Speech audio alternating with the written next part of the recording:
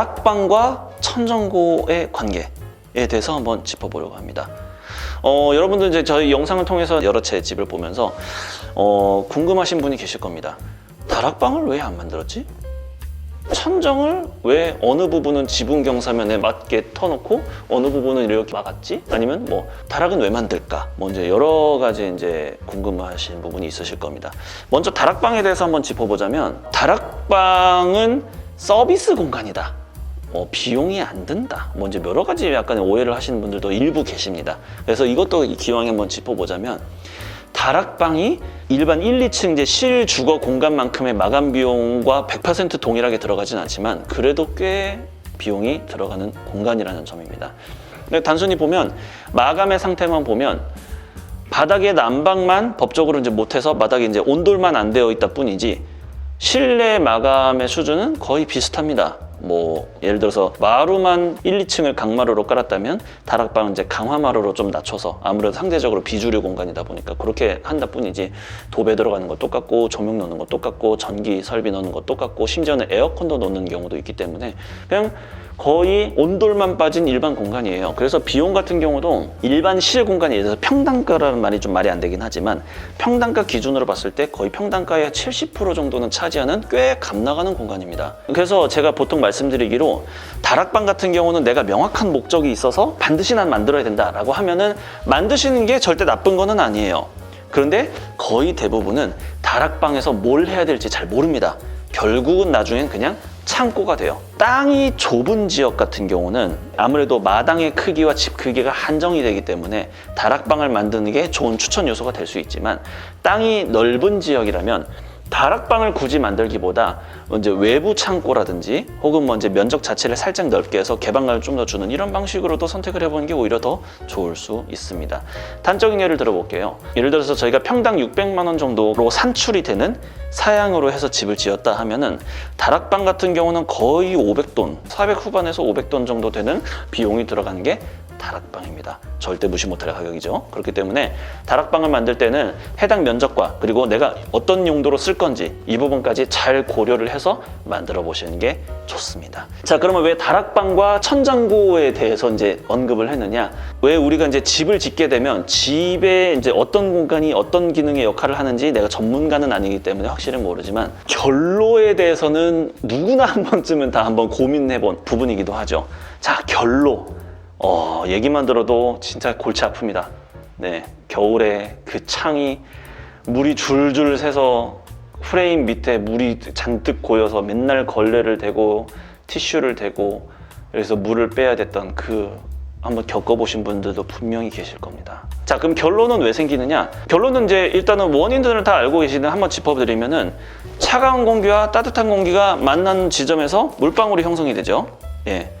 그게 바로 결로입니다. 자, 그런데 이 결로가 왜 이제 그 천정구와 연결이 되느냐? 특히 지붕 같은 경우는 목구조, 이제 외장 마감을 제외한 순수하게 이제 구조체를 대고 그 하부에 벤트라고 하는 이제 물 통로죠. 이제 그 습과 물이 지나가는 이제 통로입니다. 벤트를 삽입을 해서 벤트와 지붕 사이에 띄어진 이 공간 내에다가 결로점을 잡게 됩니다. 그러니까 집 내부에 난방을 하고 바깥이 영하의 온대 추운 날씨라고 가정을 했을 때 이 벤트와 구조체 사이의 이 공간에 따뜻한 공기와 차가운 공기가 만나게끔 그 결로점을 생성을 해놓는 겁니다. 그렇게 해서 집 내부에 결로가 생기는 게 아니라 지붕과 벤트 사이의 통로에 결로가 생겨서 물방울이 떨어져서 기울어져 있는 벤트에 천천히 흘러내리면서 자연스럽게 증발을 하게끔 해주는 게 목조주택 시공의 거의 이제 기본이라고 볼 수가 있는데요. 일반적인 이제 주택 기준으로 말씀드리면 지붕 경사가 잡혀 있을 때 천정을 평으로 막아서 이 가운데 생기는 이 공기층, 이 공기층을 통해서 결로점을 좀 안정적으로 잡아주는 역할을 합니다.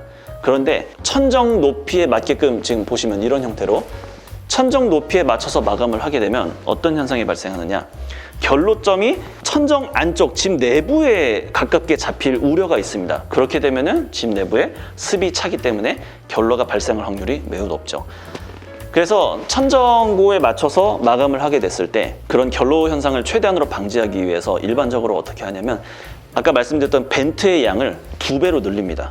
거의 2배 가깝게 늘리게 돼서 그래서 공기층을 지붕과 천정 사이에 최대한 많이 만들어서 결로점을 최대한 그 벤트 안으로 잡고자 이렇게 이제 시공을 하게 되는데 이제 그렇다 하더라도 어느 정도의 리스크는 또 있을 수가 있습니다. 그렇기 때문에 저희가 보통 추천드리는 거는 지붕 경사면과 평지붕으로 막아서 공기층을 만드는 이 공간의 비율을 전체 집 면적의 그래도 최소한 40% 이상은 어느 정도의 공기층을 가지고 가야 그나마 결로의 위험을 좀 줄일 수 있다. 보통 이렇게 이제 전달을 드리곤 합니다. 2층 천장고가 높게 있을 때 더 유리한 이 가든코트 양평이 2명기의 주택 특성상 이 집도 보시면 마찬가지로 2층 층고가 굉장히 높잖아요.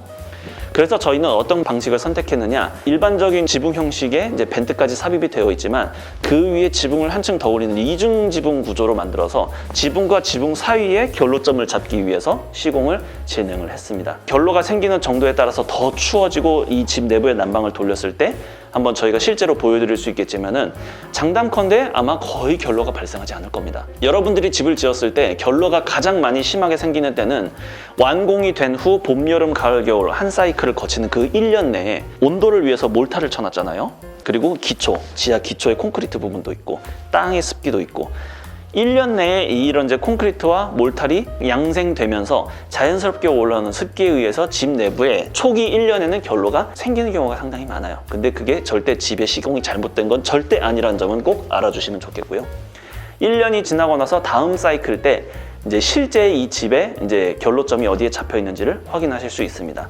그리고 또 결로의 원인은 반드시 그 아까 말씀드렸던 공기층의 유무와 결로점의 유무뿐만이 아니라 집 내부의 생활습기, 사람이 많이 들어와서 숨을 막 쉬는 사람이 많고 혹은 오래 끓여야 되는 뭐 곰탕 같은 거 있지 않습니까? 그러니까 뭐 끓이는 요리 뭐 이런 거를 좀 많이 하거나 이런 경우에도 생활 결로를 해가지고 정말 빈번하게 발생을 합니다. 그렇기 때문에 창틀이 얼어붙었다던가 아니면은 물이 너무 심하게 창 전체로 줄줄줄 흘러내리는 이런 정도의 결로가 아니라 약간의 맺히는 수준의 결로라면 환기 그리고 혹은 뭐 이제 뭐 생활 결로 이런 확률이 굉장히 높기 때문에 그런 것들 잘 참고하셔서 물방울이다 우리 집에 결로가 생겼다 이렇게 해가지고 너무 겁먹지 않으셨으면 해요. 여러분들 꼭 상식으로 알아두시고 집 설계하실 때 그리고 집에서 사실 때 이런 부분에 대해서 한번 꼭 짚어보시면 좋을 것 같습니다.